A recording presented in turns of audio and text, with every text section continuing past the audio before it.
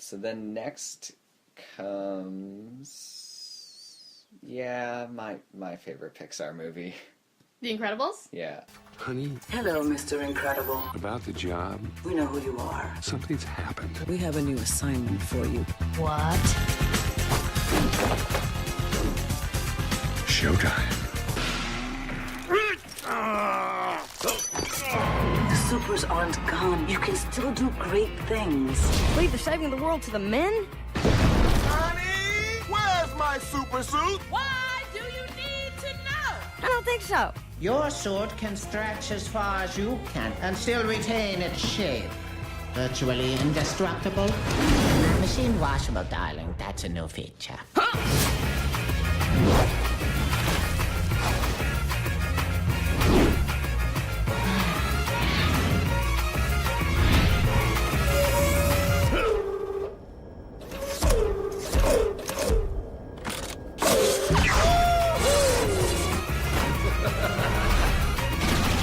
We're superheroes. What can happen?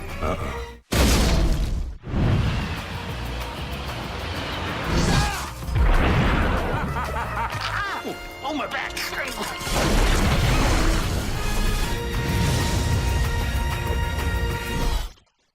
The Incredibles is great. The Incredibles is also a mold breaker for Pixar. Mm-hmm. And In a bunch of different ways. Okay, so you had Disney growing up. I did too, but not nearly as much. My childhood consisted mostly of superheroes. Fair enough. Comic books, cartoons, all superheroes. So then Disney Pixar comes along and makes a superhero movie. One of the best. Which, watched it the other month with Jason, still outrageously funny. It's great. And moody and well framed. I get that. Would you use well shot with an animated movie? Yeah, I would. Well shot. I would. Just bright colors, imagination. Coloring is awesome. And gorgeous. It's a kid's version of Watchmen. But Can we watch this later? Yeah. Do you want to watch The Incredibles? Yeah, we're going to watch The Incredibles after this. It's so great. And the family is great, and the world, again. This world closer to our own, because like we said, Incredibles is a mold breaker in a bunch of ways. It's the first time them focusing on humans. They're focusing on humans. The creator himself said he didn't want it to be like every other Pixar movie. Mm-hmm. It's Brad Bird. Yeah, he straight out said, this is not going to be like the other Pixar movies. The Pizza Planet truck does not make an appearance. We focus on humans. Well, it's kind of... It's really different in that way. Just looking here, Brad Bird has not been attached to Disney at all before. And not produced by John Lasseter. Mm-hmm. Or so, after. Yeah, Incredibles is very different. Yeah, or after until they're Incredibles 2. Attaching them to Incredibles 2. So, like, at this point he had made Iron Giant. I don't know what else. I'll look it up and answer that. But just, it's interesting to have, like, this Pixar being very in-house, very family. They're cliquey. Yeah. And then they bring on Brad Bird to do... If filmmaking were a high school, it'd be very difficult to be able to get a sit at the Pixar table. They don't let a lot of people come sit with them. Sorry. He also directed Ratatouille. Which is after The Incredibles, so The Incredibles was his first. But that's a lot of responsibility to give someone who hasn't worked with you before when you've previously been so in-house. Mm-hmm. And, like, across the board. Yeah, we're looking at a chart, again from Wikipedia, of, like, what everyone did on the film. So there's a column for director, column for producer, column for story, shit like that. All the other ones are a bunch of little boxes with at least 3+ names in almost every box. Mm-hmm. John Lasseter, Andrew Stanton, a bunch, the standards all working together. For The Incredibles, there's one column, and that column is Brad Bird. Yeah, he did the screenplay, the story, the producing, he did it all. It's just weird that way to, like, I guess... It's a lot of responsibility to give someone, but it paid off in a big way. Everyone loves The Incredibles. But also, like, he made unless he went straight from Iron Giant to The Incredibles, which is possible. Yeah, that's not a big gap. With the time frame these movies used to take to make. He, before that, a couple episodes of The Simpsons, Iron Giant, and then straight to Incredibles. And He must have proved Iron it to them Giant somehow. wasn't a big hit at the Despite time. being fantastic. Yeah, it's kind of grown and become more of a cult. Not necessarily cult, since it's pretty public. It I would didn't say hit. cult classic it's not the right term, but it's close. Well, It's I more just appreciated looking backward than it was when it came out. I also have a brain thing of hardly ever associating a child's movie with a cult classic. Yeah, that's fair. So Because when I think cult classic, I don't usually think Safe Yeah, for I think, Children. like, I think Rocky Horror. Rocky Horror. Rocky Horror is the cult classic. Escape from New York. A lot of the 80s horror movies I'm into. So, yeah, it's... I wonder if they have some history on here. It's also more adult, I would argue, than any other Pixar movies. I didn't quite say it. It borrows heavily from Watchmen, which was a comic meant to, again, break the mold of superhero comics. Mm-hmm. It does borrow heavily in... I like Incredibles better than Watchmen. Have not read the comic, only seen the movie. I like the movie Incredibles more than I like the movie Watchmen, although I do enjoy it a lot. But the comic Watchmen is probably better than both. That difference in mediums, though. Yeah, I've never read the comic. Incredibles is great. It faces some... I like it. It kids it down, but it doesn't that much. It doesn't do the heartbreaking as much. It does more of a... And I think, again, saying like adult, it really, really plays to the parents. Mm. There are great things for the kids. There's gadgets, there's fun, there's explosions, there's jokes. But it really plays to the parents because it is essentially a movie about a midlife crisis. That's the first half of the movie. Is a midlife crisis. It's just him and his midlife crisis. Which, cool. Super enjoyable, and it actually is. It deals with, suburbia. Mm-hmm. It's about 1950s, 60s suburbia and wanting more than that. Mm-hmm. Which is interesting. I don't... Are you going to say you don't see the 60s in it?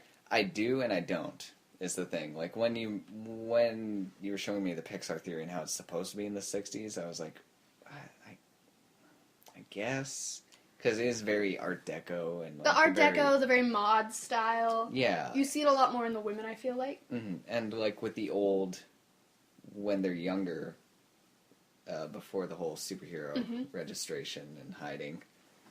That is very 60s or 50s. And then I guess it would be only jumping ahead 10, 20 years.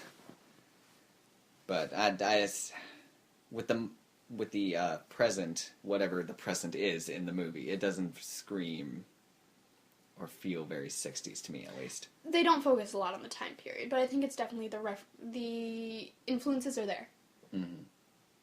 The influences are definitely there. Probably a throwback to some more classic superhero stuff. Oh, it says right here. Bird, who is Pixar's first outside director, developed the film as an extension of 1960s comic books and spy films from his boyhood. Okay, yeah, but I came to that conclusion without reading Wikipedia, so I feel like my input is a little more... More important? Yeah. Gotcha. You cheated. Yes. I just bullshitted my way into a valid sentence. That's how most of my valid sentences come about. It's so good. Again, really quotable, like every Pixar movie is, between Edna Mode. I would count, usually I wouldn't, but I would count this short film as a part of the movie because it's Jack Jack's. Jack Attack. Well, I think it's the first short they did. If I'm not mistaken, it's the first short they did that was tied into the feature. It didn't go in front of. It didn't go in front of another movie. It went on to the DVD. Yeah. So it's not the same as their other shorts. But it was still in the same universe as one of their features. Yeah. So I would say it's not the same as the other shorts. But yeah, Jack Attack is back. Basically, it gives you some background. Just it's an extension of the movie. It's not a different narrative. It's the same narrative. It's essentially a deleted. It's actually deleted plotline. It's a lot like the movie Gravity, Have you seen Gravity? I have not seen Gravity. Okay. There's one point in the movie where it's not really spoilers. She just is radioing and she's talking to. They don't understand each other. Just her radio manages to connect to this Inuktitut Iqaluit family, and it's all in the movie. It's all her side. Mm-hmm. But on the DVD, there's a short, which is the other side of the conversation. Yeah, that would essentially be it. This is basically... And it's kind of the same thing here. The Incredibles, the family, have a infant son who can't really participate in their adventure. So we see what happens. They leave him alone at home with a babysitter because he doesn't have any powers, so they figure that's fine. They leave him at home with a babysitter. Turns out he does have powers. And she has a very shitty time, the babysitter.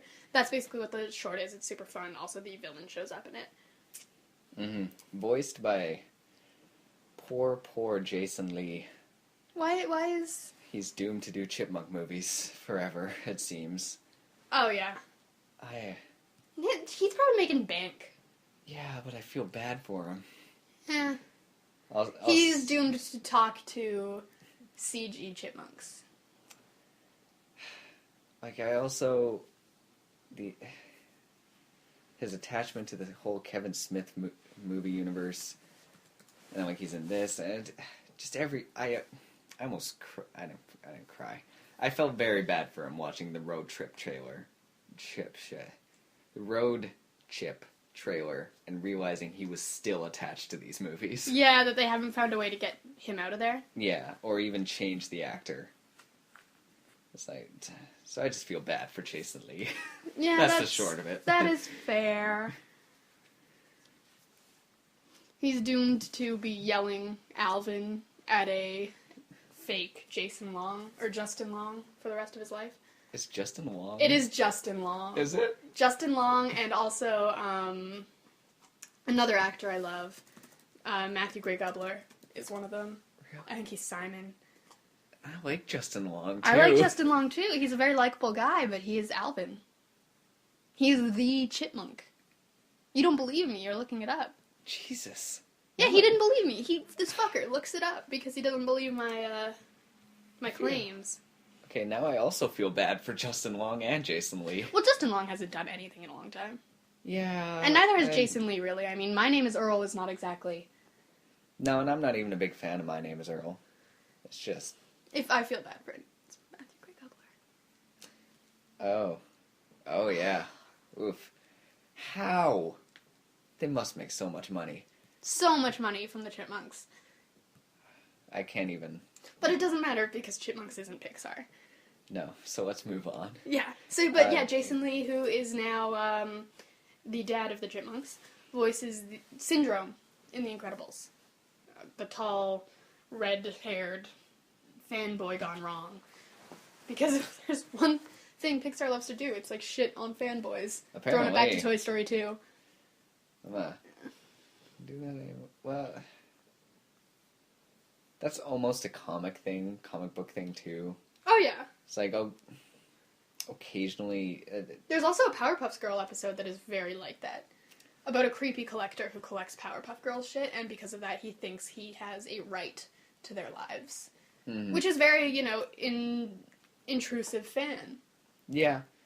Yeah, that's very true. And there's also the whole, more of an issue now than ever, I think, where it's, like, grown-ass men intruding on things for children and sort of making it an unsafe space for children, which I think is also part of where the Toy Story 2 thing comes from. And that's 100% where the Powerpuff Girl episode comes from. Okay. Also Bob's Burgers episode about it. Yes. That was a good episode. It was great episode. The Powerpuff Girl one is actually pretty creepy. I don't recall it. So. But yeah, so there's that trope, once again, sort of... the villain is different, but it's still, the villain was a fan who Mr. Incredible sort of told to fuck off when he was a kid, and it turns him into a supervillain. Very classic. That's a comic thing. They've done that. That is very classic comics. Yeah. Just like you didn't want me to be your sidekick, so now I'm your supervillain. Mm-hmm. That was a SpongeBob episode. Yes, there is a SpongeBob episode where Merman becomes part of evil. Every villain is Lemons. the other way around. I can't remember his sidekick though. Barnacle Boy. Barnacle Boy becomes the villain because every villain is lemons, and because Mermaid Man doesn't appreciate him. This is the same thing. Syndrome. He creates all these robots. He has no superpowers, but he's really smart. So he creates his own superpowers. You know, as far as comics goes, super intelligence is a superpower. He's not super intelligent, I don't think. I mean, I he's think he just creating works robots hard. in this arguably 1960s world. I guess. I always just thought, when I see someone with super strength, I think you were gifted. When I see someone with intelligence, yeah, you were gifted to an extent, but it takes hard work too. I don't think he's a prodigy. I think he's driven by vengeance that made him never stop working. Maybe he's also a prodigy, but... Could be. Yeah. I also love the first half of the film, when they're still doing, like, the midlife crisis thing. They strive to be normal. Where they're, like, cheering for their son at his track meet, but they're cheering for him to slow down. Because they want him to get third, because they'd be so proud of him if he could just be average. Because he actually has super speed. Yeah, they do that as well recently in the Jupiter's Legacy comic I was reading, where their son has superpowers, but they want to hide that, so they have him act real clumsy. And I think it was, I don't know if it was a track meet. It was soccer. He was playing soccer, and then he like purposefully eats shit, and then they cheer him on. Yeah, that makes sense. Pixar movies, their characters are usually driven by one of two connected things. The strive to stand out from the crowd, or the desire to be a part of it. That's where Pixar is. That is... But that you could say that about the human race. Yeah. That's very true. I just think in Flick... I accidentally stumbled upon the secret to the universe. A really deep quote that people are going to probably attribute to Marilyn Monroe and put it in front of a black and white sunset and share it on Pinterest. Okay, well, I don't have Pinterest, but I can do that on Twitter. So it is, like you said, it's a departure from the other Pixar movies. It doesn't fail. In fact, it kind of succeeds by kind of being its own thing. By being a departure, it succeeds, but it also doesn't. It's a departure where it succeeds because of what it's good, not because the other thing is not. You know what I mean? Mm-hmm. It's different. It's so good though. Again, rich characters. How have we talked about The Incredibles for this long and not mentioned once Frozone? Honey, where is my super suit? Talk about quotable. I am your wife. I am the greatest good you are ever gonna get. So great. So great. And people are still remixing that conversation to go with, like, celebrities and characters, and it's still funny every time. Yeah. It's just one of the best moments, I think, ever. It is one of the best moments. He's also one of the coolest characters. I mean, when he's getting held up at the beginning of the movie, and he goes, "I'm just thirsty," and then he goes, "What did you say?" "Oh yeah, freeze," and freeze. Oh my god, it's amazing. Also, can I ask a question? Yes. What do you want the sequel to be? Do you want it to be a continuum where all the kids are the same age and it's all the same, or do you want it to be they've aged? Because I'm divided. Yeah, I guess I am too. With the sequel, I've thought the possible but unlikely of... The first movie does end in a cliffhanger. Yeah, which is why I don't think a lot of people have thought that Incredibles deserved a sequel long before. At least people our age. I don't know if any... Well, our generation is the generation that watched this movie. Yeah, also one of Jason's favorite movies. Because it's a great movie. Just a side note to that. Well, it's just like... There will be times when I lived with him, I'd just come home. And Incredibles would be on. It was just a thing that happened. Well, yeah. But for a sequel, it'd be interesting, unlikely, and kind of the less preferred option is if they like pick it up exactly where it left off. Yeah, I don't think that's a good idea. No, especially because I'm saying probably the cast for some of the kids. I don't know the ages of them, but if I were to guess, Oh yeah, he was a Have kid a- when the movie yeah. was made. not Now he's kids 22. anymore. So, I I've wouldn't also- mind. I wouldn't mind it being a few months in the future, or like a year or two, maybe like Violet's graduating. But I also wouldn't mind, a little more adult. I think it should be. I'm divided, but I would like to see maybe like slightly future, like Violet's graduating or she's in college, Dash is in high school, sort of thing. I've thought, Because I don't want the parents to be too old, because I like them a lot. well, what I kind of want would to be go even further. Okay. Young adulthood, Violet as the main character, out of college, most likely. Maybe Dash entering or leaving, I guess he would probably be entering college. Jack in school. And, although Violet, I would center it around more kind of about, like, older age and retirement crisis. Mm-hmm. Oh, we could have... That's a good Wait, idea, and then yeah. we could have, like, the kids saving the parents, like, something happens to them. Mm-hmm. Mr. Incredible and Frozone would be hilarious if you've seen them, like... I would love a scene, if that happens, of them, like, wheeling around a retirement home together. Just being nuisances to all the nurses. That'd be hilarious. Superpowered old people. Yeah. That would be even way further into the future. Yeah. Obviously. But just, like, something like that would be really funny. But I think, as much as Bob and Helen are good characters, to center it more on maybe Violet. I'd like to see, if anyone, Violet. I loved Violet. Mm-hmm. I think would be a better idea. Mm-hmm. But that's, well, I guess we'll see in 4 years or whatever. And out of all the kids, Violet was the... Well, Most she's the interesting. oldest. But she's also the most interesting. Dash is too... He's too comedic relief to be a main character. I feel like you just get irritated with him. Unless they get real dark. And, like, make it... I don't know. I don't know how to get real dark... How to get realistically real dark in a Pixar movie without saying, like, oh, his friends and him all get addicted to speed, or he has a drug problem. Speed. That's funny. Because he's fast. No, I think he would have to be a side character. Him being a main character would be too irritating, especially for me. But then again, I don't like kids. Yeah, I think Violet is the best choice for the main character, but I still think that even just being in college and trying to deal with that, or like maybe they've taken up the superhero gig and she wants to go and be normal, because I think that would be more her thing. Exactly. Would be interesting to see. A bunch of stuff would be super interesting to see. Yeah. There's so much you can do with Incredibles. I want Frozone back. I better Of course. see some Frozone. The last thing... Oh, I didn't know this. Side note to before I get into the last thing I wanted to say, Brad Bird, the director, is the voice of Edna Mode. Really? Oh, that's so great. No caps. Oh, that's so great. That's too good.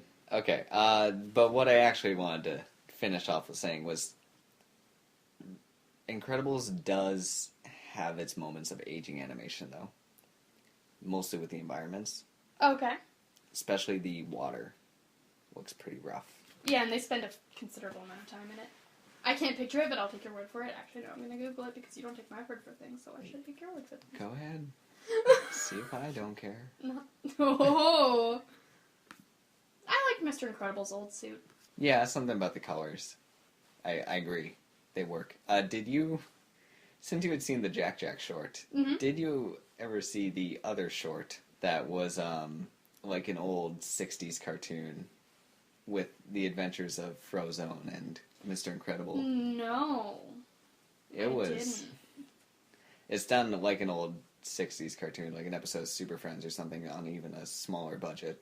What they do is, for the voice and talking, they do the close-ups of the character and then just have a real mouth. No. I hate that. Like Annoying Orange style? Yeah, but, it was around before Annoying Orange. Yeah, that's true. Fucking hate that, though. It's hilarious. We could have practically done an episode just on Incredibles. Yeah, we've been talking about The Incredibles for a long-ass time. And as much as I love it, I think... Do you have any closing Arguments about The Incredibles? Not really arguments. Sorry. Law on the brain. No, not really. Alright, moving onward. Next is... Oh, Cars. Such enthusiasm from Travell about Cars. Walt Disney Pictures presents a Pixar Animation Studios film. Do I spot a little pinstriping tattoo back there? Oh, you saw that? On June 9th. What's so important about this race of yours? I've been dreaming about it my whole life. A guy who thought he had it all is about to discover everything he's been missing. I knowed I made a good choice. In what?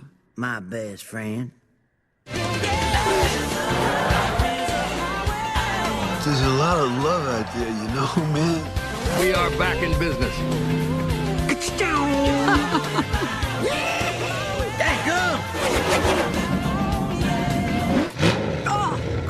Did I scare you? Well, a little bit, but I'll be all right. I loved Cars when it came out. It's one of the few I didn't see in theaters. I saw it with a friend later. But I like Cars. A lot of people hate Cars. So I had a similar situation, except I saw it kind of way later. And this was after I felt everyone of my age had built up Cars to be an amazing movie. People loved it. It was beloved when it came out. Mm-hmm. By everyone. So it was built up to me, which I guess leads into my further unfair bias, but it was... And then upon seeing it, I did not really like it. And upon further review of Cars, I still don't really like it. I like Cars. My favorite thing, again, world building. I'll admit it's not the best of them. It's probably, excluding sequels, the worst. Excluding sequels, definitely the worst. But well, I guess I can't fairly say that because I haven't seen Cars 2. Including sequels, Cars is... We're only excluding sequels because we know Cars 2 is worse than Cars. But, From what I have seen, which is everything but Cars 2, Cars is the worst Disney Pixar movie. But I do like Cars. I don't know, I like it. I think it's cute. I like the way they did the cars. It becomes an issue sometimes, but I like it. I like Mater. I love Luigi, the little Italian cars that are obsessed with Italian racing. I don't know, I like it. That's another elementary school. Tail end of elementary. It's repeated lines of Cars. Mostly the Mater lines. My name's Toon-Mates. Or no, my name's Mater, like Toon-Mates, without the T, that part. Yeah, so then you have all these young children quoting Larry the Cable Guy. Yeah. Yeah. The best parts about Cars for me are background characters, and the fact that the entire movie is made up of car puns. I really like the hippie van. I like the Italian cars. I like Ray. You know what the best thing to come out of Cars is? I feel like we won't be talking about Cars for very long. No. The best thing to come out of Cars by far is Cars Land at Disney. It's fucking beautiful. It's one of my favorite areas of Disney California Adventure Park. It's really pretty. It looks like you're walking through Radiator Springs. With it has all the neon going for it, and you can stop and pick up drinks that are like themed. And then at the very end of the street, and there's like the Cozy Cone Motel and like the 8 Floats Cafe and stuff like that. At the very end is the ride, the Cars ride that I can't remember the name of right now, which is great. And they bring all the characters to life as robots, and it looks so cool. They did such a good job bringing those cars to life as robots. Yeah, you've shown me clips, and it's... Yeah. I really like Cars Land. But then taking that into real life makes it more... I guess it adds something by it being real compared to a cartoon. But yeah, the best thing to come out of Cars is probably Cars Land. I love Cars Land. But I'm... Like, it's already showed up before. I'm a sucker for the Disney parks. It is... I don't know. It's just... He's a racing car. Mm-hmm. But you know what? He's too good for anyone else. So you know what he has to do? Go to this small... Or get trapped in a small town. And be taught how to be a good person. Yeah, humility and stuff. That's the plot of tons of things. I know. It's really overused. Even by the time Cars came out. Yeah. It also depends. Some people hate... Like, really hate Owen Wilson. And all the Cozy Cone Motel places are like snack bars. I'm a mixture on Owen Wilson. It depends what he's in. I'm not a huge Owen Wilson fan. There's one role I like him in. And that is as the mini cowboy in Night at the Museum. I like that movie, and I like that part in the movie. Other than that, Owen Wilson's mostly irritating. Hi, I'm Owen Wilson. Oh, wow. I love Owen Wilson impressions more than I like Owen Wilson. Are great. I don't know. It's yeah, a lot of people have issues with Owen Wilson. So I see that portion. I guess I don't. I have more problems with Larry the Cable Guy and how unfunny he is. Fair enough. I don't mind Mater. I like him. I'm not a Larry the Cable Guy fan, but I like Mater. I don't know. It's a movie that exists. It's not their best. Can we? Yeah. Paul Newman's last movie. So there's that. That's a sad ending. I mean, it's not terrible. It's good in its own way. It just doesn't really measure up to some of the others. No. I don't know. And then it's just built-in hate, or I don't know, hate, but just things against it due to being, like, built up. Everybody still likes it. I see it. I'm like, that's not that great. And everybody still is in love with it. People like so Cars. I feel alone. People like Cars. I'm sorry you feel that way, but people like Cars. I'm sorry you feel isolated from your peers. I mean, not so much anymore. Cars has seemed to have a Cars 2 ruined its reputation. Yeah, pretty big 180. So moving on down the road. Even before Cars 2 came out, people... Did a 180 on Cars? Yeah. Yeah, kind of. But moving on down the road... Ratatouille. She's toying with my mind, taunting me with that rat. As though I had wings! The rat! It's getting away! Together, we can be the greatest chef in Paris.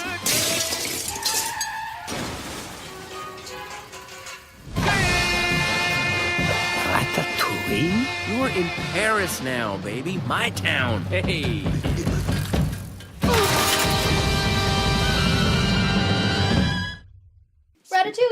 Ratatouille. Saw it in theaters. I like Ratatouille. I'm trying to think, is this the right movie? No, that's a different movie. What? That had the whole vegetable guy. Vegetable guy. I want to say it was Tale of Desperado. A man made of vegetables? Yes. I don't know. I've never seen Tale of Desperado because it looked kind of shitty. Despero, sure. Yeah. Yeah, that looked kind of shitty. But Ratatouille was not shitty. Ratatouille's a lot of fun. And Linguini might be the best name for a character since ever. Yes, the vegetable man is in... Despero. Yeah. But these... They kind of came out at similar times. So I get that confused in my head. Fair enough. I never saw the other one.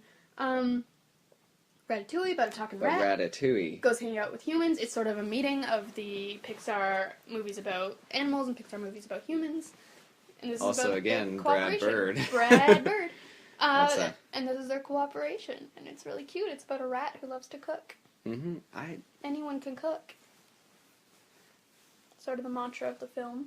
Mm-hmm. Not true. I cannot cook. I mean, you make those eggs for yourself. Yeah. I had to Google it how. But... I like Ratatouille. It's been a long time since I've seen it. More the human stuff sticks out in my brain than the rat stuff. With Linguini and Colette? The girl? Yeah. Right, I forgot that was his name. Yeah, Linguini. Mm-hmm. He's a very subtly named character. Yeah, Linguini and Remy the rat team up to make food because Linguini can't cook. But he's the, he's a son. Did he know? I don't quite remember. Did he know at first? No. Okay. He did not know at first, but he is the son of a famous cook who is now dead.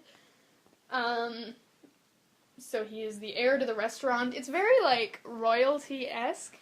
Well, it's French cooking. Yeah, it's French cooking.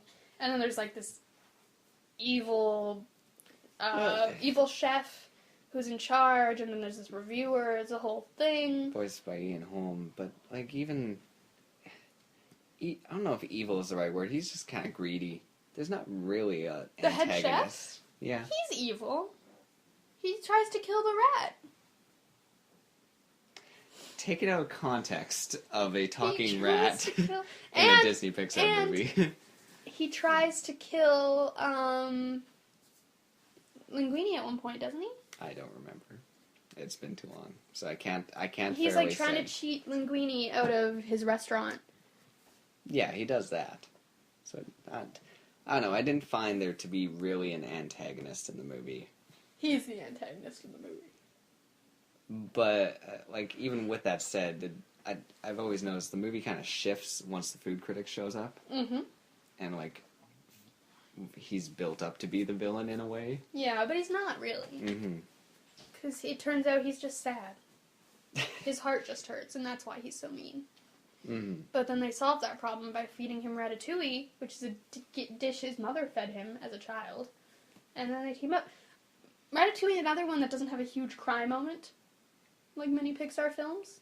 Well, if anything, it's that moment when he's eating the ratatouille right at the end. And it, where like, it becomes zooms in, very stylistic. Shows his childhood. Yeah. Also, that's pure chance. Yeah. That's a coincidence. That is a coincidence. As you were speaking to earlier, pure coincidence made everything okay in the movie. Yeah. Had ratatouille before? That was barely a sentence. Have you had ratatouille before? No, it's just a bunch of vegetables, though, right? Yeah, my mom... It's a peasant's dish. But my mom's made it for me. It looks good. Yeah. It looks hella good, but that was like the whole thing, is that it was a peasant's dish, and he had been clouded by rich, fancy French cooking, and then he finally tries this peasant's dish again, and it reminds him everything he used to love about food because it has heart in it, unlike all the fancy, cold French cooking.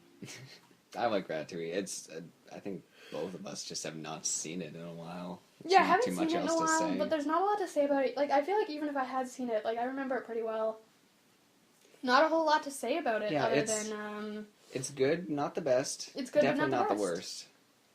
It's kind of right in the middle ground. Yeah, still good, though. Mm-hmm. And pretty. It's got some really pretty scenery. Really pretty stuff. Watching them learn to cook is cute.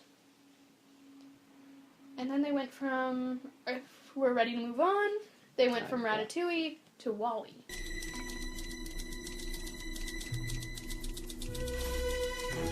WALL-E.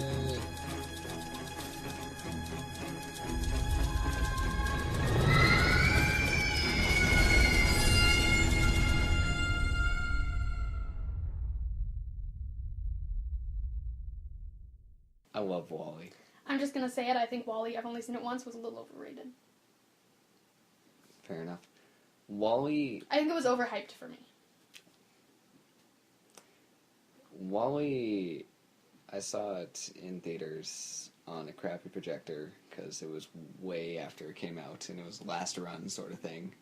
So there's like scratches on the film. I guess it was still when film was used instead of digital, so that tells some things. And although it does have a very... the first half is stronger than the second. I still really like it.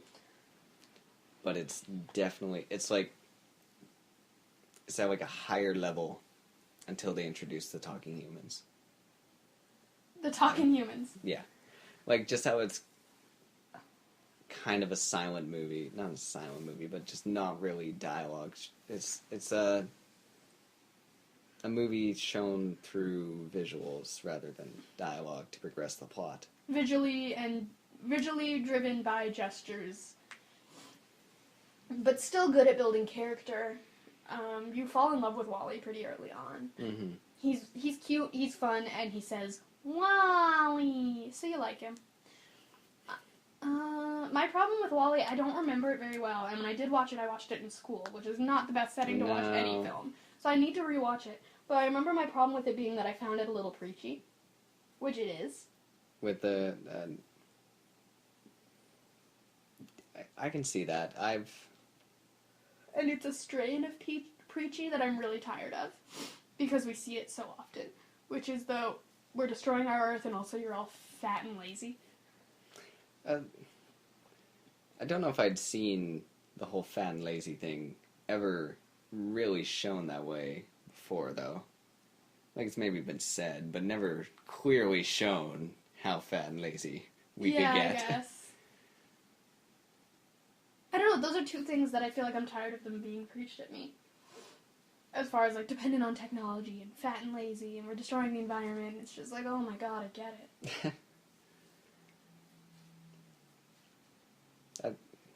It's pretty. I like Wally, I like Eve. I like the movie. I would like it more if it were just about the robots. Maybe it's because I'm a bad person who doesn't care about the humans.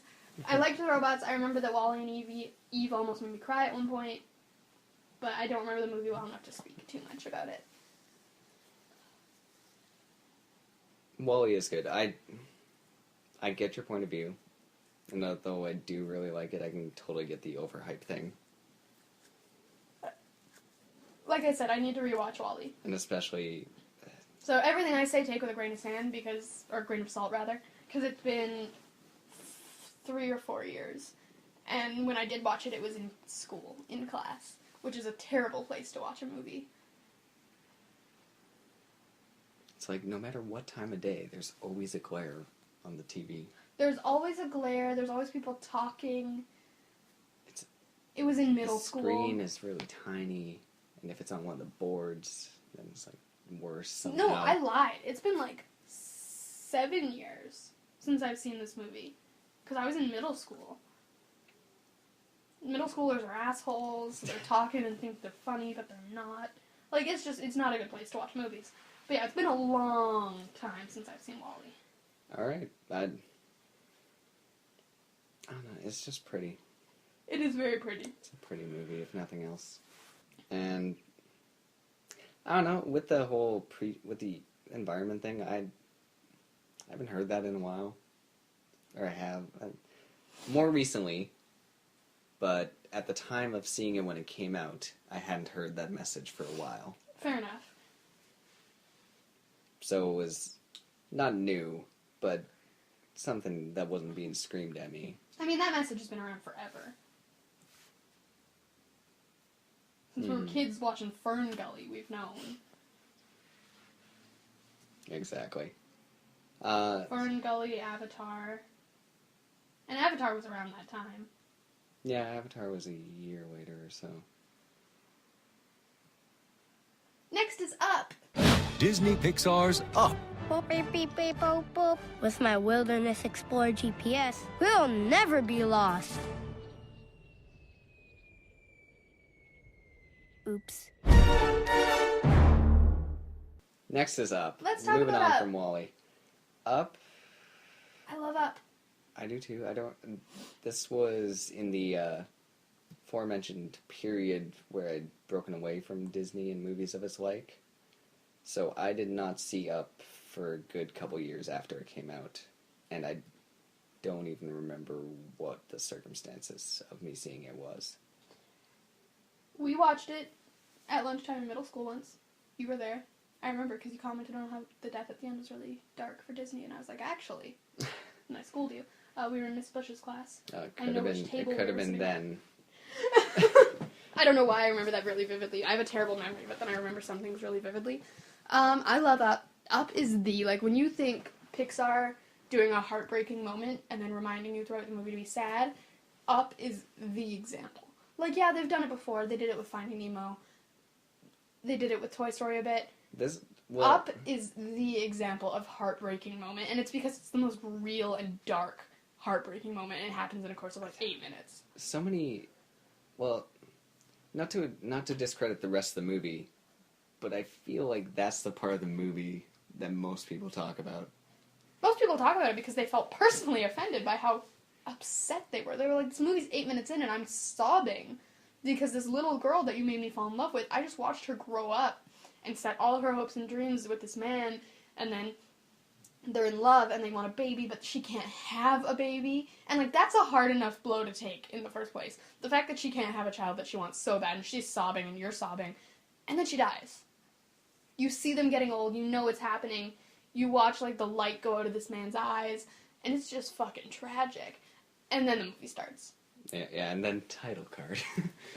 I don't think that's how it is, but... Mm-hmm. Again, they've got, like, the message of, you know, the big company is ruining his neighborhood and turning it all into high-rises and shit. He's not happy about it. He doesn't want to sell his house. He loves his house. It's where his wife and he had the best days of their lives. So he attaches a bunch of balloons to the top in what... Yes, is a ploy to lift into the sky, but let's be real, it's a suicide attempt. Isn't it? I never got that. I personally think, when I watch the movie, that he is an old man who's very pessimistic, and he has to be reasonable. He has to know that in all likelihood, this endeavor should probably kill him. I'm pretty sure he's doing the equivalent of what animals do, where they go to find a nice place to die. That's what he's doing. He's done with his life. He's had it up to here. Nothing's going good for him. He hates everyone and everybody hates him. He has no friends and no children and his wife is dead. I'm going to attach 1,000 balloons to the top of my house, float out of here, and that's it.